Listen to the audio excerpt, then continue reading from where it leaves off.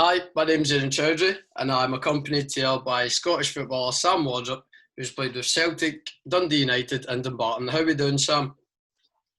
Good, thanks, Aaron. Pleasure to join you. Thank you very much. So, just to kick off, how's your lockdown been so far? It's all right so far. First few weeks, I'd imagine everyone was in the same position. Found it a bit strange, and then you kind of got bored of it, and then kind of coming out of it now. So, it's not been terrible.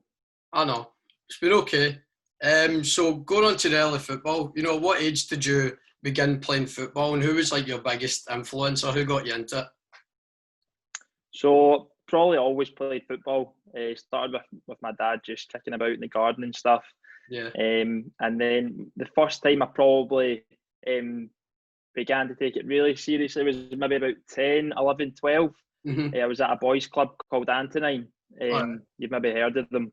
Yeah. And the coaches there were really good, and they kind of inspired me and made me feel as though I could maybe go somewhere with my football. So you then obviously got picked up by Celtic at a young age. At what moment in your life did you think being a footballer was perhaps an occupation that you could take forward and less of like a fun thing, something you could take seriously? Yeah, well, probably when you join Celtic, you obviously, I think every single player, so I joined when I was 12, every single player has the dream of playing for Celtic's first team.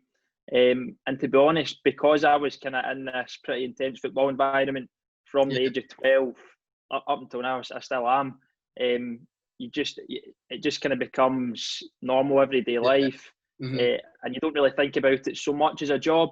You're just very lucky that you're able to kind of earn money off something that you love doing. Just appreciate it. Yeah, I totally get that. And obviously later on in your Celtic career, you won the Youth Cup twice. You obviously won it. 3 times. Yeah, you obviously won it. 3 times. 3 times? Right, sure, well. It was 3 times.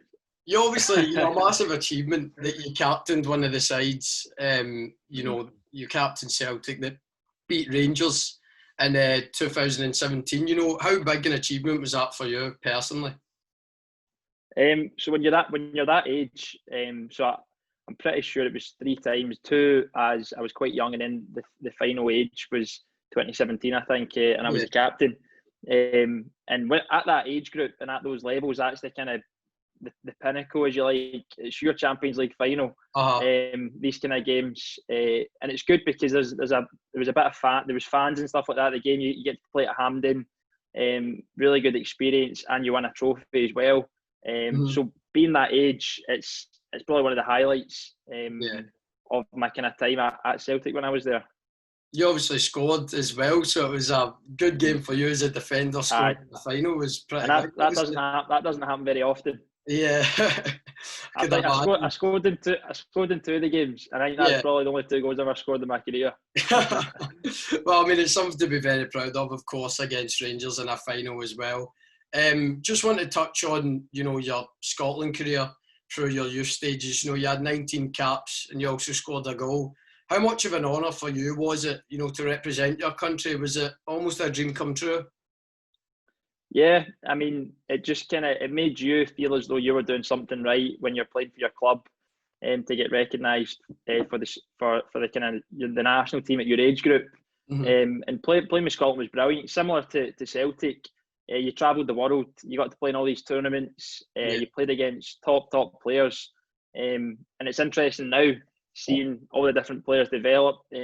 Guys that were in your team, guys that were in other teams, and just seeing where everyone is now during their careers. But one of the best things about the Scotland trips was you came together with the best players of your age group, and it was just another challenge for you. You could kind of compare yourself to where other boys were at your age too. So I take it was it was a high standard in the Scotland. Oh yeah. And playing with Celtic again, you played at places, Barcelona, one of the best youth teams perhaps in the world. Was that also, you were kind of sitting there in the Camp Nou thinking this is pretty big? Did it feel, hard at any point when you played against folk like Barcelona? Was it a good experience? Oh yeah, brilliant. And you played against top clubs, top European clubs, top players as well. But it's only really looking back now that you think it was pretty amazing. You know, I remember most of the trips you played in the Youth Champions League, which mirrored the first team. Yeah. And what you would do is you would travel along with the first team. So you get the chartered plane over to, for example, Barcelona, land at the airport, get your bus to the hotel. You would then play the evening before or the day of the first team game. You would play against the youth team, which was unbelievably high standard, and it kind of mirrored the format of the first team as well. And then that night you would then go and watch the first team game, get back on the flight and back to Glasgow. So it was really special, kind of looking back now. But you almost take it for granted a wee bit. You think it's normal when you're playing, but it's not. I know. So that was cool. But that's incredible. You know, it's something that a lot of young players always think of. You know, going on, you know, a plane to a different country with their team. It's a massive goal that you've achieved. You know, speaking about you're a defender, fullback. Was there any footballers you admired that, you know, you sort of based your play style on, or was anyone you looked up to as like a young player? Probably no one in particular. I mean, being at Celtic, you'd always look at the first team players and see how they were doing, and you'd try and just take things from their games, put it into your own. But to be honest with you, everyone's unique. Everyone's got their own strengths, their own weaknesses, their own ability. But the main thing I picked up from being in at Celtic anyway was the kind of work ethic of the first team players, how hard they worked, and that's probably the most valuable thing I took from being there. And I try and kind of use that and work as hard as I can now. You know, you went to Dumbarton, of course, on loan. And, you know, going to Dumbarton, because it was sort of your first professional, first team season, did you feel going to Dumbarton, that there was like a change in levels at all? Like, was the transition difficult at all? It was very interesting because I just played youth football up until I went to Dumbarton. So going into a first team environment, first team changing room, first team players, first team coaches, and going in and playing there every week, that was probably the best thing I could have done for my football at that time. I went to Dumbarton and I played under Stevie Aitken and Ian Durant, and they again very inspiring, motivated me every single game, and they get the best out of me. So first team football at Dumbarton was the best thing for my career, and it really developed me. So yeah, I couldn't have had a better time at Dumbarton. Well, that's fantastic, you know, that you had so many supportive teammates around you, of course, as you were just coming into the team. You know, the end of that first season for you, you finished top half of the table, and, you know, your only goal was you scored against Inverness. Was that a big highlight for you in that season? That was a big highlight. That was my first professional goal. It was also the winner, and against Inverness at that time, we're one of the top teams in the league. So that was really special. That's a memory I'll keep with me. Yeah, always. You know, after your good season at Dumbarton, you then signed a 2-year deal with Dundee in 2018. And, you know, obviously that was quite big because you had left Celtic after 9 years of being with them. But unfortunately, you picked up the injury where you tore your ACL. You know, how did that impact you mentally, knowing that you weren't going to be playing football for a very long time? It's tough, but I always go with the kind of thinking that you can't just be in this slump, think too negatively, because it's not going to do any good. It's not going to make a difference. So as soon as it happened, you know, I was just kind of focused, tunnel vision on what can I do to get myself back fit, and I made sure I kind of ticked all boxes, covered all bases, got as much help from the physios as I could, and I did everything myself just to get me back as fit, as quick as I could, but also almost the physios talked at the time about getting your knee better than it was before. So obviously I did my cruciate, which is up there with one of the worst injuries in football, but it's fairly common these days, and you can come back from it. So any players that maybe at the start they've just done it, don't be too kind of downhearted by it, because you can come back and you come back stronger. Well, it's brilliant that you had such a positive mindset, obviously, to bounce back. sort of, the recovery process in your regime? Was it difficult, obviously, because it had to last such a long time, getting yourself on your feet again? Yeah, well, because there's a kind of standard recovery time from ACLs, it's like 9 months to a year. Once you got that, for me, once I get that in my head, anything quicker than that was a bonus. I took the full 12 months and just wanted to make sure everything was right. But you're right, it's a long time and it's tough, but I had a very good team at Dundee United, good teammates. They supported me. A few of them had done it as well.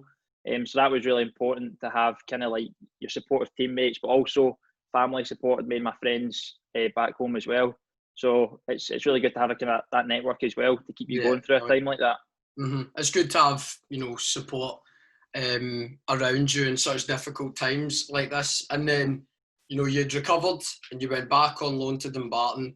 You got 7 caps before, of course, the season was cut short due to the pandemic. Were you disappointed that the season was obviously, cut short due to the virus and you were just back playing? Yeah, I mean, that was frustrating because you just come back and then getting into the groove again. Yeah. And then the pandemic happened. But listen, it's just the way, no one could do anything about that. So it's just another thing you have to deal with. And that's it. So I think hopefully we get back to football soon. It's been a long, I don't know what's that, like 2 years if you take in this part of the year and the time I was out with injury. So not much football, but I'm looking forward to getting back again. Yeah. So obviously during lockdown, you've set up your own online fitness classes, which is an absolutely fantastic thing that you're doing, for your friends and family and just in general for people's health. Would you ever consider, taking up being a fitness instructor instead of maybe the football career when the gyms reopen? So basically for the whole of lockdown, after the first kind of month or so, I started up the fitness business with online classes, kind of online programs for people, and that kind of saved me, got me through lockdown. Still is, because I've kind of found that I love this stuff. Yeah. Generally, I love kind of being fit and healthy, but I also enjoy helping people. So the classes and the fitness stuff that I'm doing has been great. And to answer your question, it really depends. Depends what club I find myself at. Yeah. It depends if I want to keep this going in a few weeks' time. So I'm just kind of not getting too far ahead of myself and just taking it as it comes. But I really enjoy the fitness stuff. So I do want to take it forward with me, maybe kind of blend it with the football, because you don't just have to be a footballer. You can do other things as well. Yeah, of course. And that's also a good thing, because I feel a lot of maybe pro youth players focus too much on the football. Maybe if it doesn't come through, they don't have anything to back up on. So it's really good that you have that support around you that helps you have something else in case it doesn't work out or whatever. But from your experiences, what advice would you give to any young player that wanted to become a professional? So first of all, I would say my one piece of advice would be make sure you get high standards in everything you do. So it might be your schoolwork if you're a youngster. It might be on the football pitch. It could be anything in your life. If you've got high standards in every single one of those, you're going to do well for yourself. The moment you let it slip, it will fall into other things. So if you kind of slack off on your schoolwork, that'll come into your football. Yeah. But if you maintain high standards and just work as hard as you can, you will be rewarded for it, and you just have to stay focused. So that's probably the one main thing I would say to any young footballer. Don't just focus on the football. Make sure everything in your life is to the highest level you can possibly do it. Well, fantastic. Sam, thank you very much for joining me today. That was brilliant. Sorry I stripped you of a Youth Cup title there, but we'll move on from that. But no, thank you very much. That was really good. Cheers. No problem, man. It was good to speak to you.